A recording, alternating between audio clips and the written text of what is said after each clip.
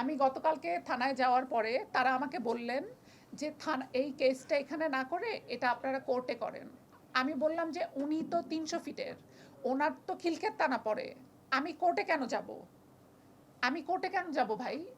আমি এখানে মামলা করব। প্রথম দিকে তারা আমার মামলা নিতে চায় নাই।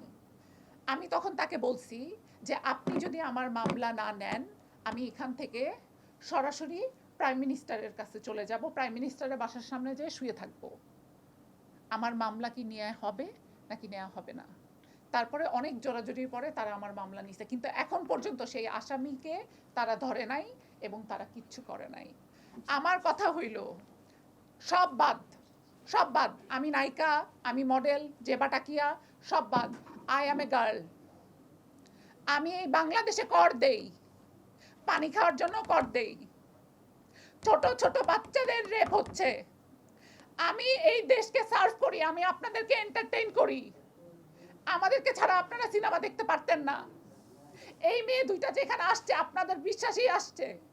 এতগুলো ছেলে জার্নালিস্টের মধ্যে এই দুইটা মেয়ে আসছে। আজকে যদি ওই মেয়েটার হাত বাঁধে, পা বাঁধে, লাথির উপরে লাথি মারে, এই মেয়েটা কোথায় যাবে? বিচার কার কাছে? স্বরাষ্ট্র মন্ত্রণালয় কেন এখনো কথা বলতেছে না?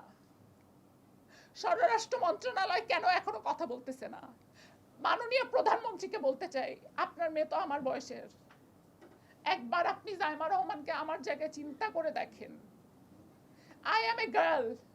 বিচারটা কোথায়? ঢাকা ইউনিভার্সিটিতে একটা জেন্ডার সাবজেক্ট ছিল, সেই জেন্ডার সাবজেক্টটাকে বন্ধ করে দেওয়া হয়েছে। কেন বন্ধ করে দেওয়া হয়েছে? যাতে ছেলে মেয়েদের পড়াশোনাটা না হয় ওখানে, যাতে ছেলেদের যা ইচ্ছা তাই করতে পারে। এই হুজুর আমাকে বলে কি ও নাকি বছরে 5 বার, আমাকে বলছে বছরে 5 বার হজ করছে। আমি ওখানে যখন আমাকে মেরে ফাটাই ফেলছে, আমি উপরের দিকে তাকায় শুধু দোয়া পড়তেছি।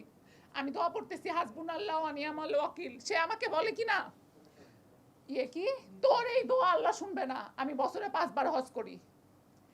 এত নিকৃষ্ট পশুর বিচার যদি বাংলাদেশে না হয়, যদি ওর বিচার না হয়, আমি সুইসাইড করব এবং আমার সুইসাইডের জন্য এই বাংলাদেশ সরকার দায়ী থাকবে।